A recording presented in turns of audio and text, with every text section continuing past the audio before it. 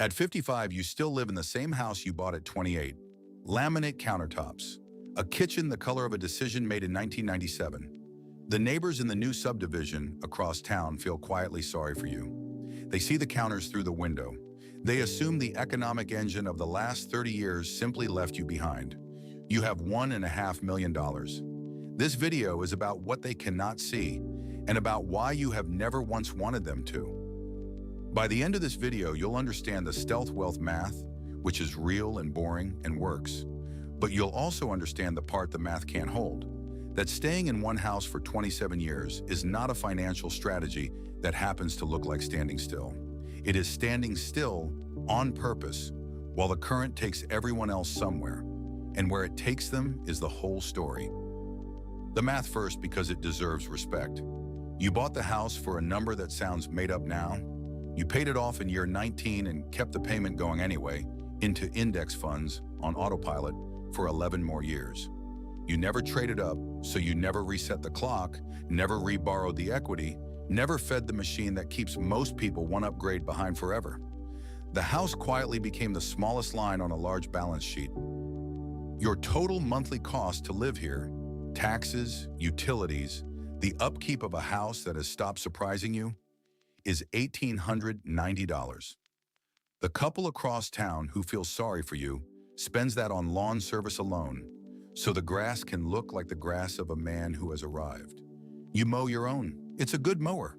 You'll be buried before it is. Here's the part the stealth wealth videos skip, because it doesn't fit on a chart.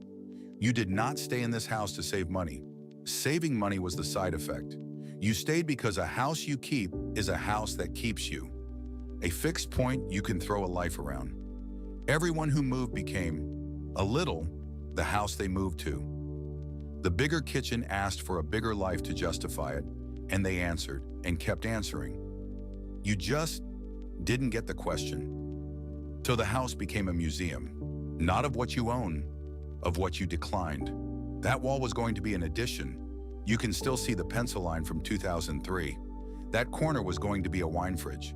Every room contains, invisibly, the upgraded version that never arrived. And you live comfortably among the ghosts of the man who would have said yes. He haunts a nicer house across town. You send no flowers. You keep the evidence in a storage unit across town. 30 years of renovation catalogs, home magazine clippings, contractor quotes. Every upgrade you seriously considered and declined, filed by year. It's the most honest thing you own. A paper record of the exact expensive life you kept choosing not to buy. You visit it about once a decade. The way you check a grave you're glad is empty. In storage, nobody remodels. 3 doors down, there's a man who's had the same house since 1974. Windbreaker, old car.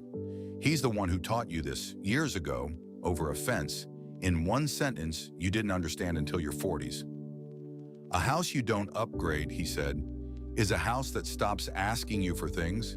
Then he went inside a house that has never once asked him for anything and has therefore, quietly, given him everything. Now the pity. The subdivision across town feels sorry for you, and this is not a burden. Read it as a dividend, because being underestimated is the only asset class that grows completely tax-free, and the laminate countertops are the machine that prints it. Every visitor who clocks the counters and adjusts their opinion of you downward has just handed you something. You're not sure what to call it yet. You will be by the end. And once you understand it's a dividend, you start gently to farm it. You mention the mortgage you paid off as still chipping away at it. You let them assume the car is all you can manage. You do not correct the word cozy. You have discovered that a man consistently underestimated is a man who has never asked for anything. No loans, no favors, no envy, no fear. The subdivision protects itself from you by pitying you, and their pity is the cheapest security system ever installed. You didn't buy it, they fund it, monthly. The stealth wealth videos tell you to hide the money so no one takes it. That's the beginner version. The house does something better. It doesn't hide the money. It makes people certain there isn't any, which is a stronger material than a hidden safe. Because a hidden safe implies something to find. Laminate implies there's nothing to look for. You are not concealing wealth. you are radiating its convincing absence, at scale, for $1,890 a month all in. Here's what the genre loves about this story and never says out loud.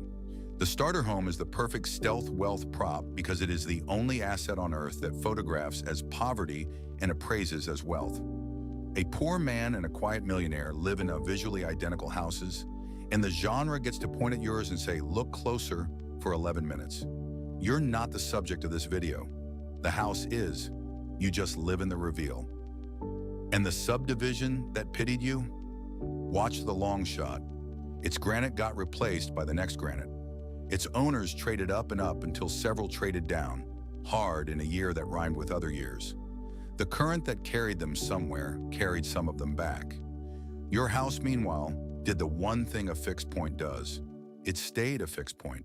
30 years of neighbors have felt sorry for it, and it has quietly outlived their sympathy, one renovation cycle at a time.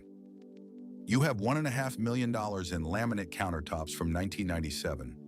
The neighbors feel sorry for you. That feeling is the best thing your house produces, and it produces it for free, forever, requiring only that you never correct anyone. The real product of stealth wealth was never the wealth. It was the being underestimated, the single most comfortable place a person can stand. And the house you never upgraded is the machine that manufactures it, on schedule, in a color nobody envies, in a subdivision that thinks it won.